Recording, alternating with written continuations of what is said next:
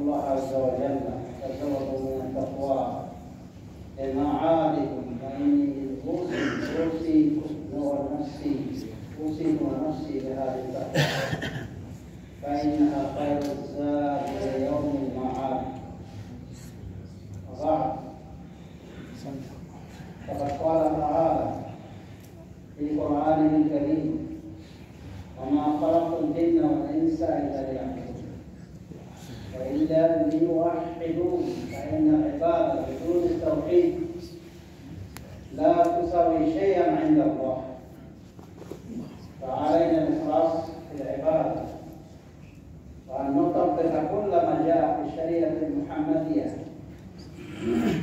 نطبق بحذافيرها بدون حذف وتقييد وبدون تقصير. وفقنا الله جميعا لاتباع هذه الكتاب والسنة. آمين. فمشهدي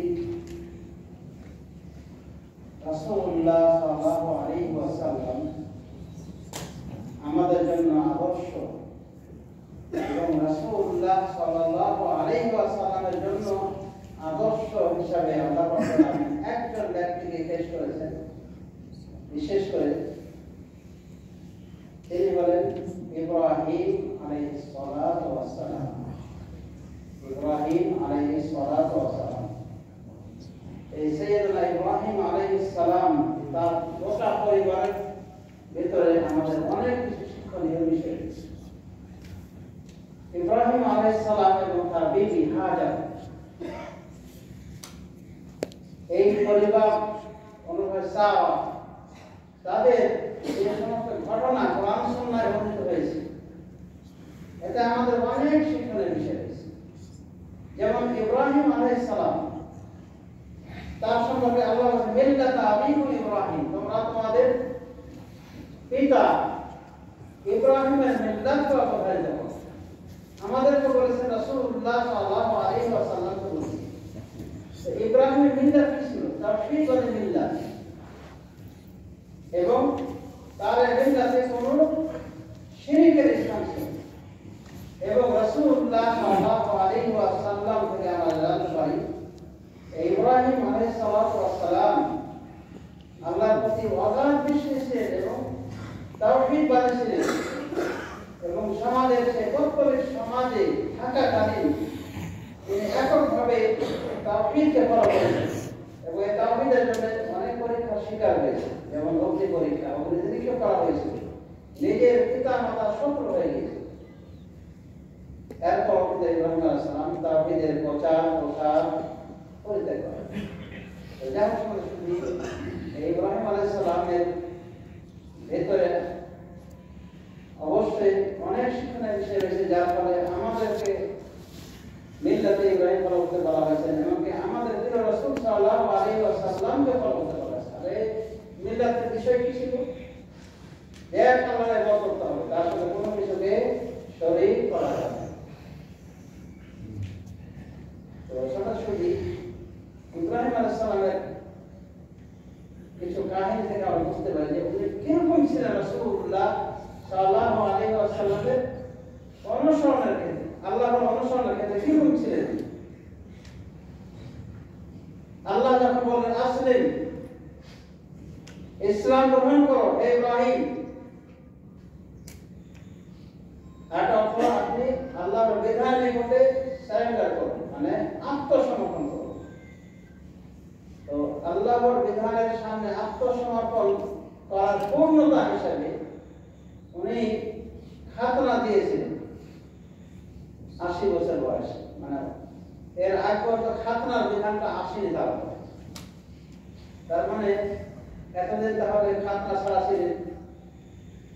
তো আল্লাহ যখন বললেন আসলেন, আপনি পুরোপুরি আত্মসমর্পণ করুন, আপনি আত্মসমর্পণ করুন আল্লাহর জন্য।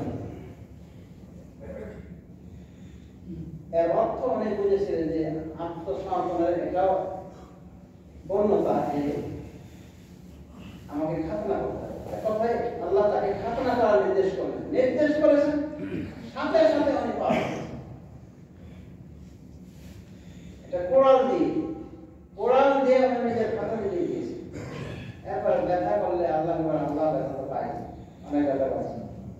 আল্লাহ বলেন যে ইব্রাহিম আমি তোমাকে খাতনা নির্দেশটা দিয়েছি বটে, কিন্তু কি দিয়ে খাতনা করবে সেটা তো দেখলে না, সেটা তো অপেক্ষা করনি, তো কোরআন দিয়ে উনি কেটে ফেলেছে, এভাবে খাতনা দিয়েছে। তো চিন্তা করে দেখেন, আল্লাহ যখন বললেন খাতনা দিতে হবে, সাথে সাথে ইব্রাহিম আলাইহিস সালাম আবার 80 ঊর্ধ্ব বয়স, এ সময়তে কান্নাকাটা করে দোয়া আলোচনা করে একটা সন্তান দেন, যেদিকে ইসমাঈল আলাইহিস সালাম। আল্লাহর পরীক্ষা নেমে আসে যখন এই সন্তানটি একটু দৌড়ঝাঁপ করতে শিখেছে, আল্লাহ রাব্বুল আলামিন তাকে নির্দেশ করেন ইব্রাহিম এই সন্তানের নাম কোরবানি করতে হবে।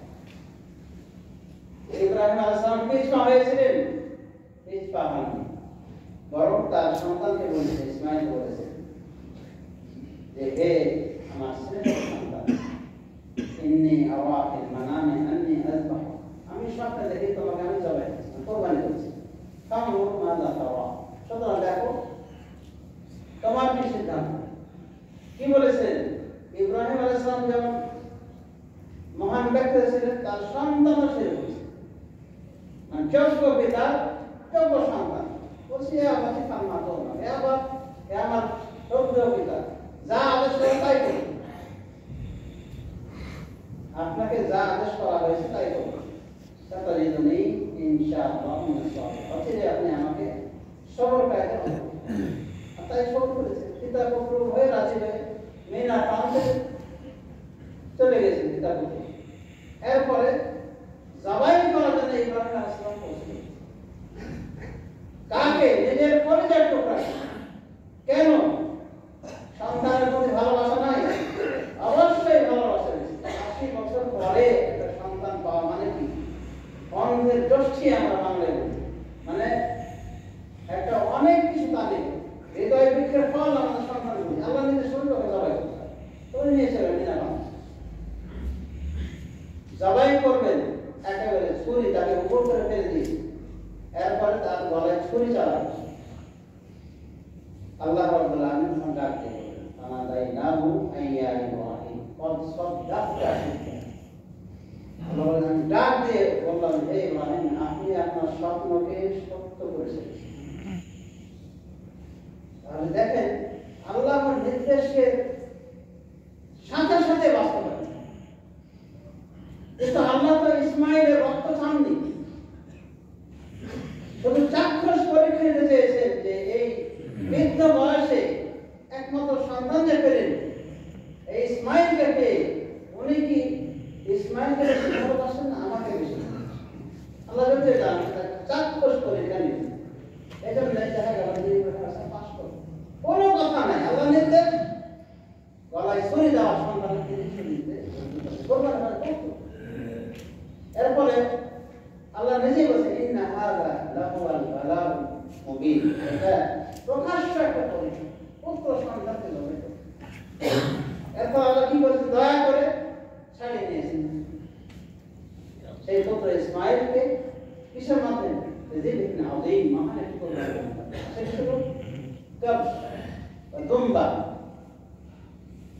যেটা বলতে চাচ্ছি যে ইব্রাহিম আলাইহিস সালামকে আল্লাহ যা নির্দেশ করেছেন সাথে সাথে তিনি করেন। আর আমরা মনে কিছু নেই, আমরা অনেকে ফ্যাশন করতে বাধ্য হই, কারণ আমাকে সুন্দর দেখায়, সুন্দর দেখায় আপনি যে করেন। আবার কেউ কেউ বলে যে ভাই 40-50 বছর তো বয়স হয়েছে, দাড়িটা কাটছেন না কেন? তো ইনশাআল্লাহ। আবার অনেকে বলে যে আমার বউ পছন্দ না, বউ পছন্দ না, মানে কেমন বউ যিনি যখন করছেন সেটাই কিন্তু বোঝা আছে।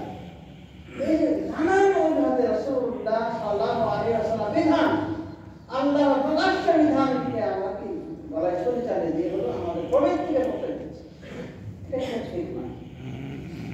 ইব্রাহিম মিল্লাতের অনুসারী হওয়ার পরে এরকম ভাব, এরকম চিন্তা চেতনা, এটা অবশ্যই দোষণীয় এবং মন্দ চিন্তা চেতনা।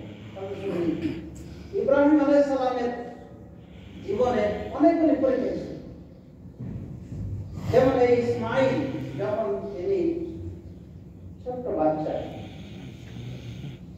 আল্লাহ নির্দেশ আসলো যে ইসমাঈলকে তার মা সহ মরুবাদ দিয়া মক্কাতে রেখে আসতে বলছেন। আর উনি ছিলেন সিরিয়া থেকে মক্কায়, শাম থেকে মক্কায়, ফিলিস্তিন, সিরিয়ার বিরাট একটা অংশ বুঝলেন, তারপরে ফিলিস্তিন, জর্দান, এগুলো সবই শামিল। তো যাই হোক, ফিলিস্তিন থেকে উনি রেখে 1 মাসের পর আল্লাহ যে আপনার এই বিবিকে এবং তার সন্তানকে মরুভূমিতে, কোনো কথা খালাস নিয়ে চলেন, মরুভূমিতে গিয়ে আপনার মক্কায়, ওখানে গিয়ে সাথে কি পাত্র, 1 ব্যাগ, 1 থালে খেজুর, 1 মটকা মশক পান। আর সে সময় কি অবস্থা ছিল? মরুভূমি, সেখানে কোনো মানুষ ছিল না, কোনো উদ্ভিদ ছিল না, শস্য ইত্যাদি কিছু ছিল। তো ইব্রাহিম আলাইহিস সালাম এভাবে দেখে গেছেন যে হাজার, উনি তার পিছনে এসেছেন, ফেরত গেছেন, বলছেন যে ইয়া ইব্রাহিম আইনা তাযহাবু তাতরুকুনা বিহাযাল ওয়াদি আল্লাযী লাইসা ফীহি ইনসুন ওয়ালা শাই। হে ইব্রাহিম, আপনি আমাদেরকে ছেড়ে কোথায় যাচ্ছেন? এই উপত্যকায়, এই ময়দানে ছেড়ে কোথায় চলে যাচ্ছে? মাঠে ছেড়ে কোথায় চলে যাচ্ছে, যেখানে না আছে কোনো মানুষ, না কোনো কিছু আছে, কোনো কিছু নেই, মানে ধুধু বালুচা, হতে পারে জঙ্গল আছে আশপাশে, নেকড়ে বাঘ আঘাত করতে পারে, জীবজন্তু হিংস্র আঘাত করতে পারে, এই মরুভূমির কোনো মানুষ নাই, সেখানে উনি দেখেছিলেন।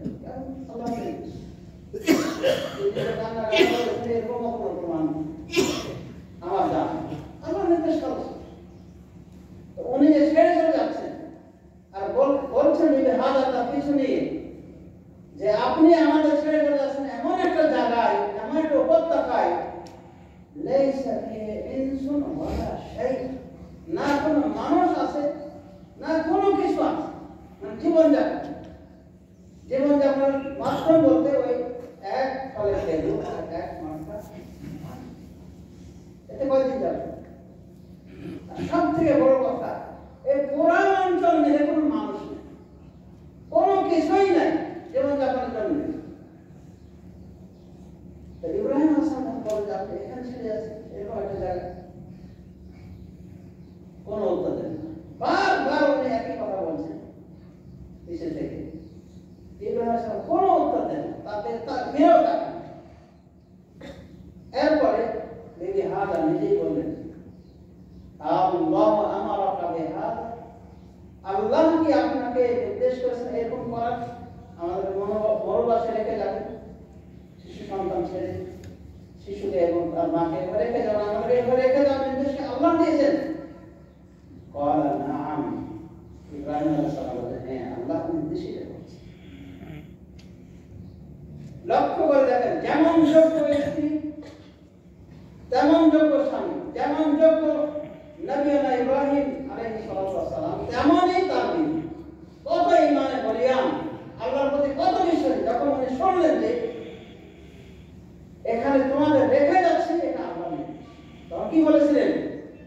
আর আমাদের নারীরা কি বলে চিন্তা করে দেখেন, এই যে বলছে ইযান লা ইউযাইয়ুনা, তাহলে আল্লাহ আমাদের কখনোই বরবাদ করবেন, কোনো সমস্যা না হবে।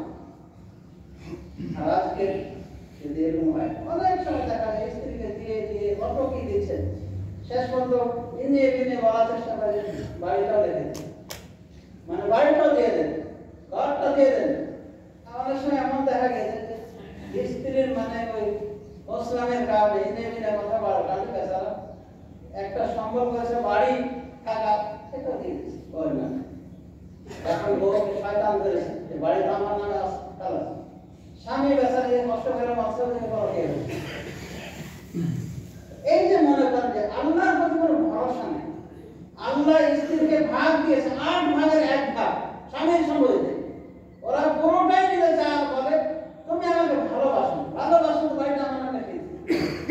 আর এদিকে বিবি হাজার কি বললেন যে আল্লাহর যে নির্দেশ হয়ে থাকে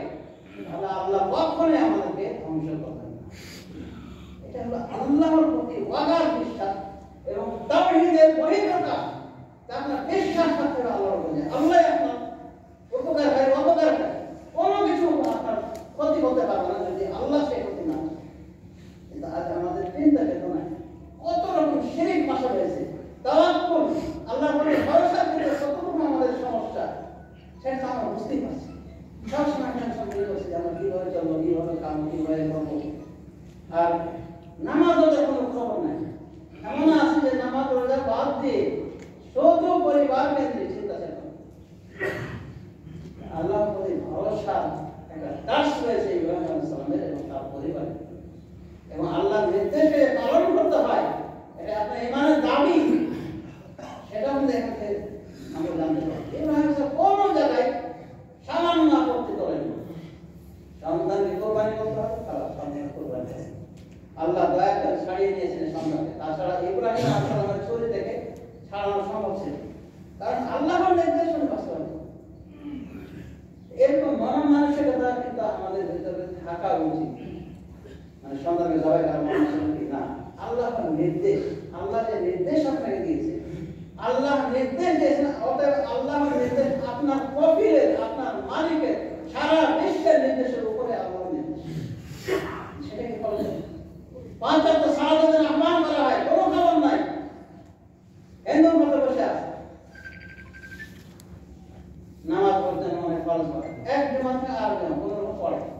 মানে একটা ওযু করেছিল ওই জমায়, আরেকটা ওযু এই জমায়। এখন ইসলাম খুবই সহজ, মানে বেনামাজের জন্য এই ইসলাম খুবই সহজ। কিন্তু এইভাবে কি ইসলাম পালন করার নিয়ম?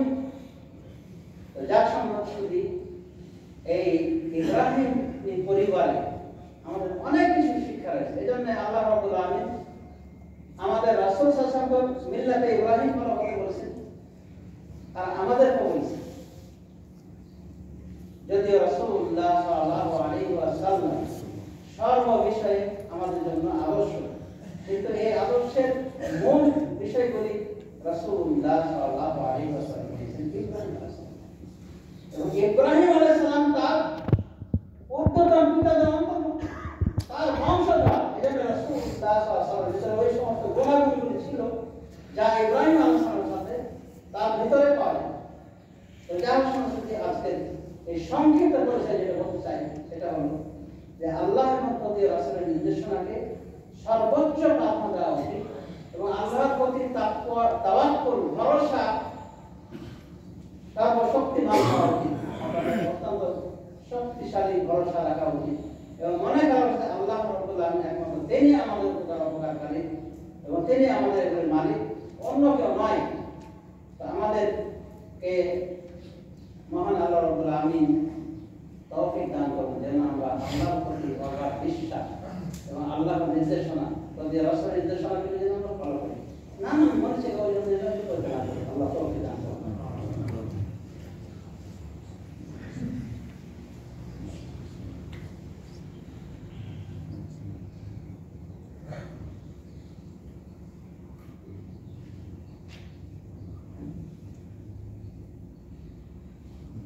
الحمد لله رب العالمين والصلاة والسلام على نبينا محمد وعلى آله وصحبه أجمعين.